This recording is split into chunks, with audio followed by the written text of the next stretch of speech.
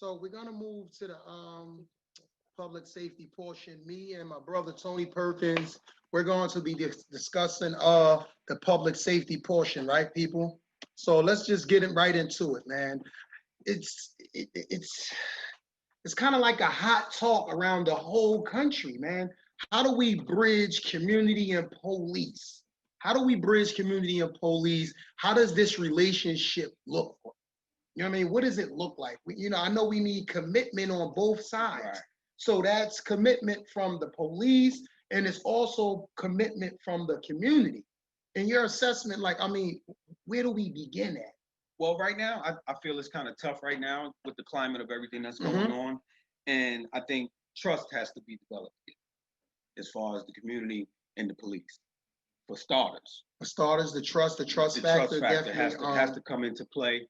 And just, I'm a little older than you guys. And just me coming up in Jersey City, it was like we knew all of the police. Yeah. And the police were familiar with all of our families. Exactly. So if, for instance, as an example, if one of the kids on the block got in trouble, they didn't have to really arrest the kid. They knew his mother. Mm-hmm. So they can redirect the situation to the home. Exactly. You know what I mean? So and put the accountability back where it belongs. Because I remember several times when Ben or Tucker and them, they would run down, oh, I'm telling your uncle, right. Or I'm telling your, even with Schaefer, although he did his job, he was very fair. I remember one time, just right down here, he'd come down, he like, yo, tell boo he know he got a warrant. He gonna turn himself in or I'm coming to get him. Right. So it was just that relationship and that trust factor that I knew that he wasn't gonna do anything shady as it relates to apprehending me for the warrant and things like that. So I want to get back to that level. And I'm of the humble opinion that it has to be a transparent process, right? It has to be a process in which both parties know their obligations. I know there's a lot of tension because we're seeing a lot of things transpiring around the country. And to Jersey City credit, though, I may add, we don't necessarily have the level of excessive force as it is in other countries. I mean, excuse me, I said other countries, in other states where police officers are shooting people in the back or police officers are killing people. We don't necessarily have it to that magnitude here. And thank God for that. Yes, definitely thank God for that. But however, we do have a situation where we must build better relationships. And again, transparency is huge, man. And along the lines of transparency, right? We have to have honest dialogue, people. We have to have honest dialogue. What does honest dialogue look like, right?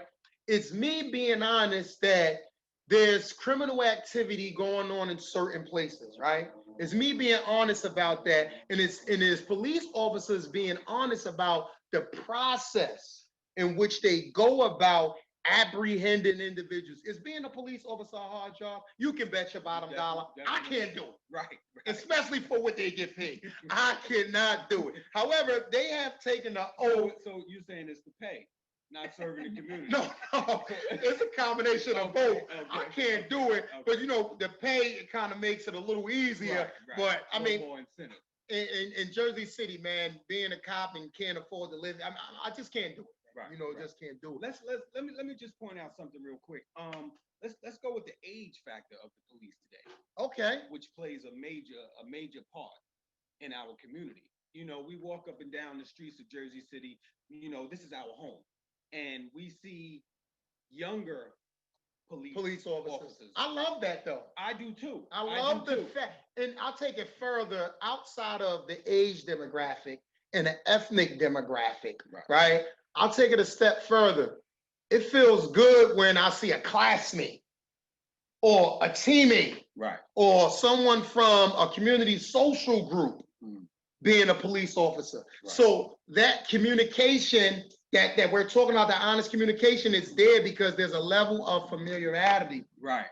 And comfort. Exactly. Comfort. Yeah. And that's huge because I'm of the opinion that our first encounter with police or our encounters with police should not be an apprehension type of situation. It should just be a mirror. How you doing? What's going on? How's that? Or hey, I remember such and such. More of a dialogue, right? Yes. So with that being said, we know and understand that things just don't work out overnight.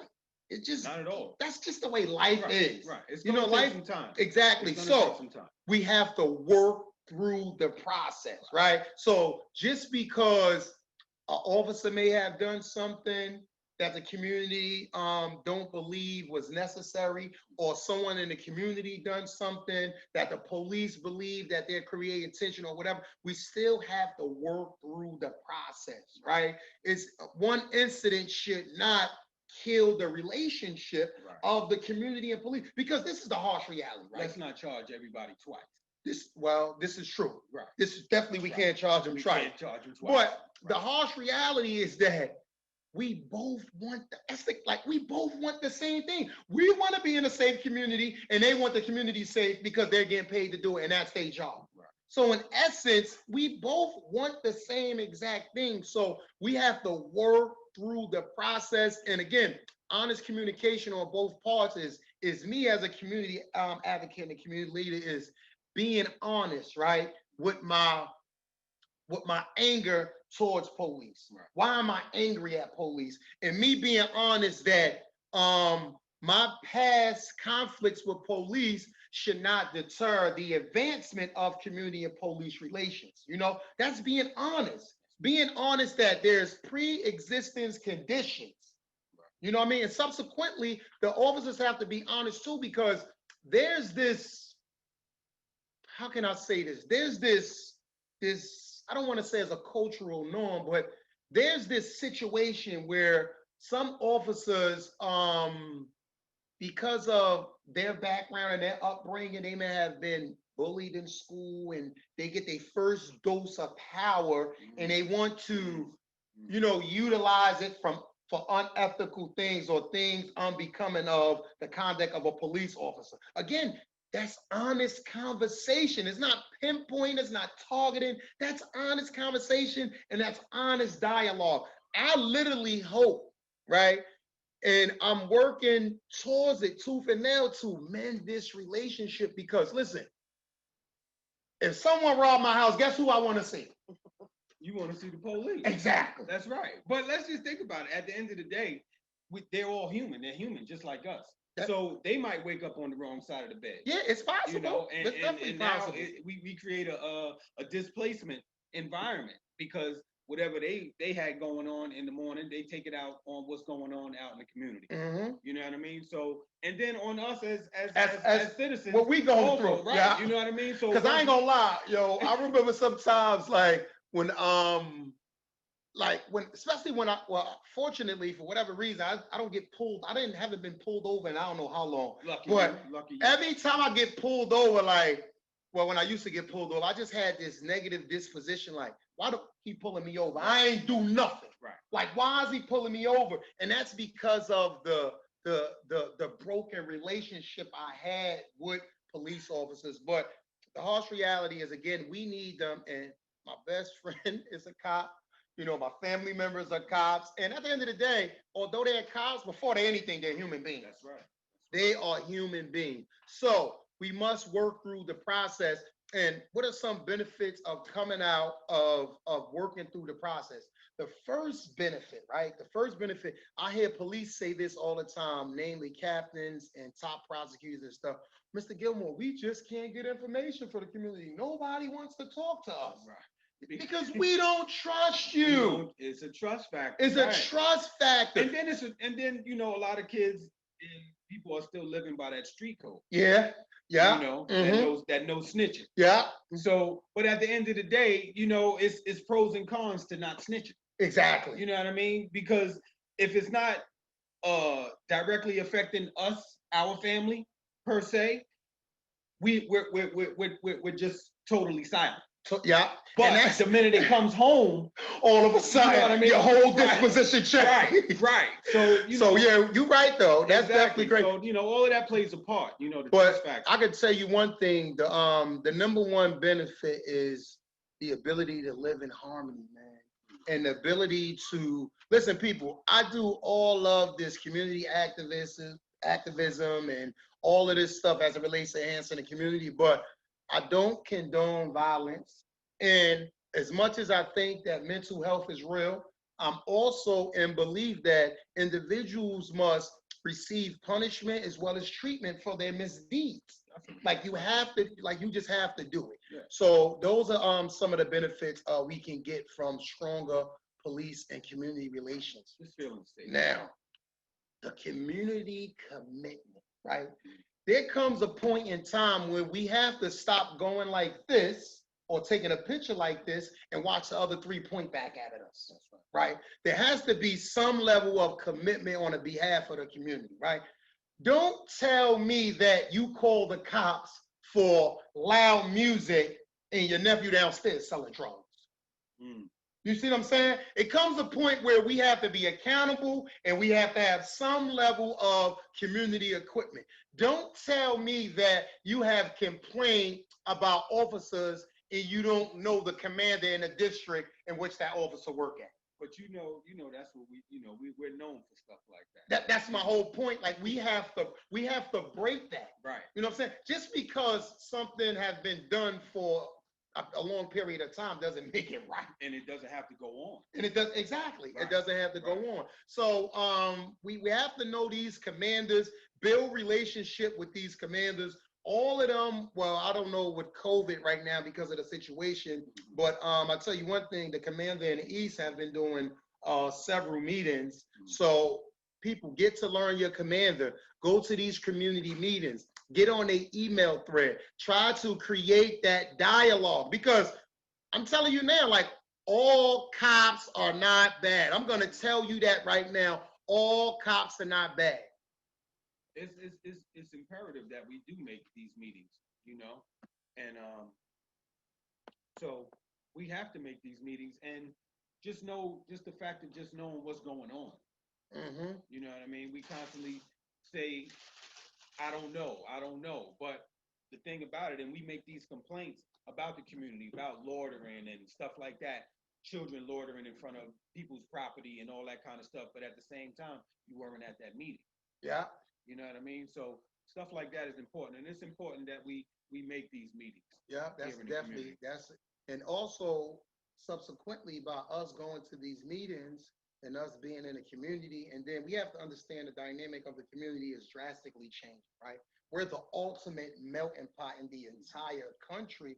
I would even make the argument the entire world. We're the ultimate melting pot. So we have to bring our neighbors up to speed who just moved in the community, to inform them on how do they begin to build these relationships with the police. Because we went to the meeting when that was Tuesday. We went about 2 days ago. We went to the meeting, and subsequently we may have neighbors that's calling the police on people for doing something they perceive to be breaking the law, when in essence is really not breaking the law.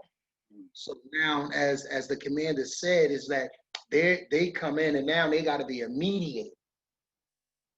So right. we have to bridge the communities, one, and then we have to bridge the relationship with the community and police, right? So how do we invest in working towards a better community? We have to start communicating. Right on it. Start communicating. Yeah. You don't have to say anything else. Right. You have to communicate. You have to communicate. Absolutely right. We must communicate, man. Definitely. So moving right along. I know you guys are going to have questions, and ladies are going to have questions, but we're going to try to get through this in an orderly fashion as we try to honor everyone's time. We want to be very respectful of everyone's time. So before me and Tony get up out of here, right? Before we pass it over, what we do want to talk about, right, is the community assessment and or perspective on standing posts, right, people? So how do we feel about standing posts? And I'm going to try to make a effort to meet with each commander or the community liaison in every district just to try to assess and see how I can assist in getting getting these stand posts, you know, more of a mobile rotation, because I'm of the opinion, and a lot of people in the community share this sentiment, that if a police officer is there, if he's, you know, dedicated to that block, he should be able to walk, you know, all the way down, all the way up, over and over, you know, as opposed to just standing right there. Right. Not only that, I can imagine I stood at the meeting again and my legs was hurting. I was standing in the same spot. So you want these officers basically to cover a little more ground. Yeah, cover a little more ground. Right. Okay. You know, and some of them actually share that sentiment as well. You know, I mean, I don't know who the heck want to stand, like, just be standing. Well, I'll say if they are being a little more mobile, They may deter some things. Right, and they like, can actually they run into some people that's doing something. Right. So yeah, so that's I think that would be important. See, I'm of the opinion that they can reduce or deter crime, because if I'm doing criminal activity, and people, I'm no angel, I didn't grow up in the church, you know, that's just the reality. And I know and understand that the police. All angels grew up in. We can allege that. Okay, we can allege that all of them grew up in the church. But I'm no angel, and I didn't grow up in the church. So I don't fit the crime. I don't fit the bill at all. Any portion. But if I know and understand that the police is going to be stationed on Astor Place, right? And I'm into criminal activity. Guess what I'm gonna do? I do criminal activity everywhere but Astor Place, because I know that they're right there. Right. And that's the respect factor. Exactly. Respect factor. So, but if they're navigating through the community, so now they're engaged in the community. Hey, how you doing, Mr. Johnson? How you doing? How you doing? They're engaging. Now the neighbors know them. They know what time they come and walk up there or whatever. So they like, hey, come here, officer. I don't know what's going on, but there's been a lot of activity going on over there. So now as the officer walk by, he may be able to observe or anything, you know. So or just have his presence there. Just make a presence. The presence. That's it. That's what we asking for. So we have to, again, I'm working the kinks out, as well as the team. We're working the kinks out on getting the current standing post assignments, because I'm told that there's different commanders that do different things as it relates to the standing post. You know, some have it this way, some have it that way, some have more versus some not having that many or whatever. But I know it's something we definitely can work on as something we can work on as a collective with the community. I think that'd be great. So that's standing posts being universal, but I know that they differ, because I jog in the Heights and I jog downtown, and very seldomly do I see police standing or sitting in a car with the sirens on. And what is this thing with the sirens? And do sirens deter? Do lights deter crime? I think it's more or less intimidation, maybe. Oh, militarized. But the thing about it is, you know, we're not really intimidated by the police anymore. This is true. So I think 10 toes down is what really makes a difference. Okay. You know, we need the police on the ground, never mind in the cars and just sitting there relaxing, you know, because that's too relaxed. So if something happens, how can we feel safe with the police just sitting relaxing? Yeah. You know what I mean? So yeah, we just have to, you know, get in tune and get into these meetings with these commanders and these community police liaisons to see how can we better advocate for this, because some cops may want this, and you know, the commander may be saying this, or the commander might be like, nobody from the community came and said anything about it, you know, and he wouldn't be lying. You know. So we're going to talk more about what are your feelings, the benefits and the setbacks. I do know that one of the benefits is increasing a presence, right? So if I know that a police officer is on Bramhall, Union, Oak, and Virginia, survey or circling a perimeter, over there, you know, I feel more comfortable as opposed to just having them standing on Union, you know, just chilling like that. I prefer them to move around. So I think we have an opportunity to identify activity that's going on that may be illegal. And the most important stuff, because it's not always illegal activity going on, most importantly, we have the ability to have these officers navigate through the community and talk to the community. That is I think extremely important. as communities start to change, those things will start to Transfer. Okay. That's a fair assessment. So that's me and brother TP portion right there.